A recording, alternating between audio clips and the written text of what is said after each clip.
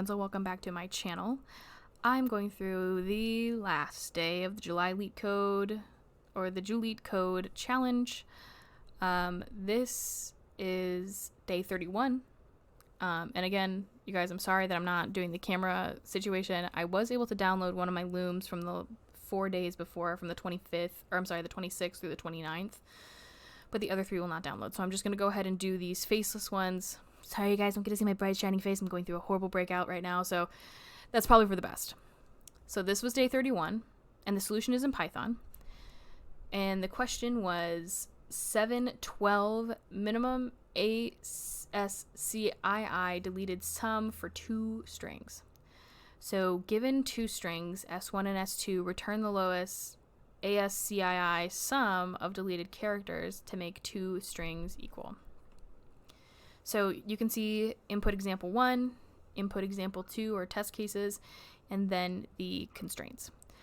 This area was what was already here when I loaded the page, so I'm not going to go ahead and explain that, but I can if you guys want me to on another video.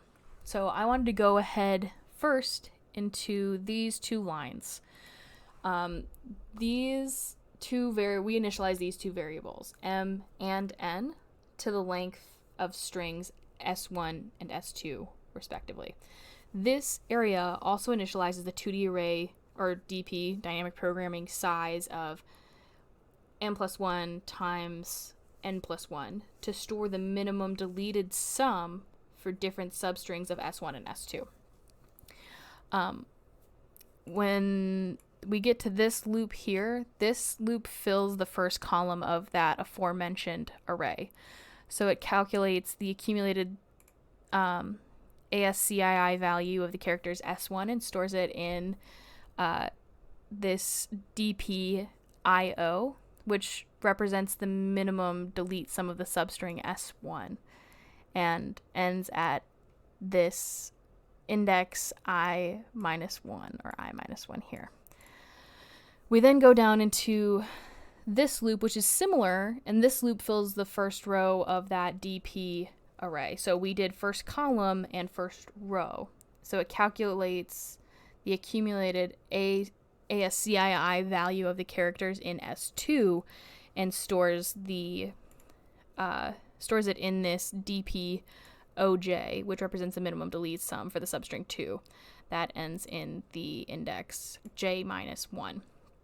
We then break it down into this nested loop, which fills the rest of the DP array. So for each IJ pair, it checks the character's positions. So for example, you have like I-1 in S1 or J-1 in S2 are the same, and if they are, the current value of DPIJ is set to DPI-1, J-1, indicating that there are no characters that need to be deleted. Otherwise, if the characters are not the same, then the current value of DPIJ is set to the minimum of the 2 choices, deleting the characters at S1 and adding the ASCII value to the previous row, or deleting the characters from S2 and adding its ASCII value to the previous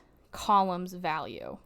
So we finally end with that method that returns that value of DPMN, which represents the minimum sum of the ASCII values needed to delete to make 2 input strings equal. Good grief. So basically we just use dynamic programming to find the minimum sum of the ASCII values.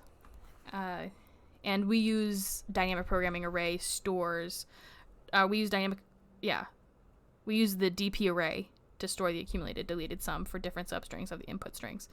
So I hope that makes some sense.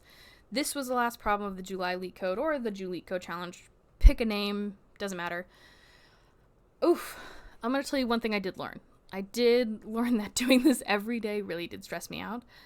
Because when I was traveling, I was like on planes, I was in cars.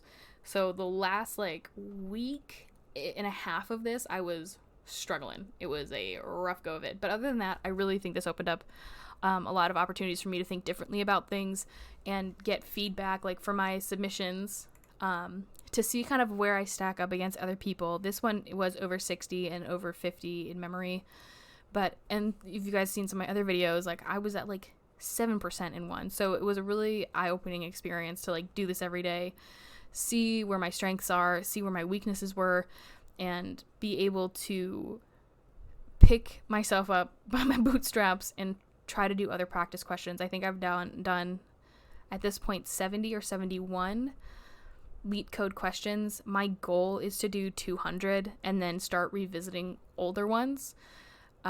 So this one I probably won't be revisiting, but if we were to go back to the problem list, because why not? You guys, we're here for the vibe.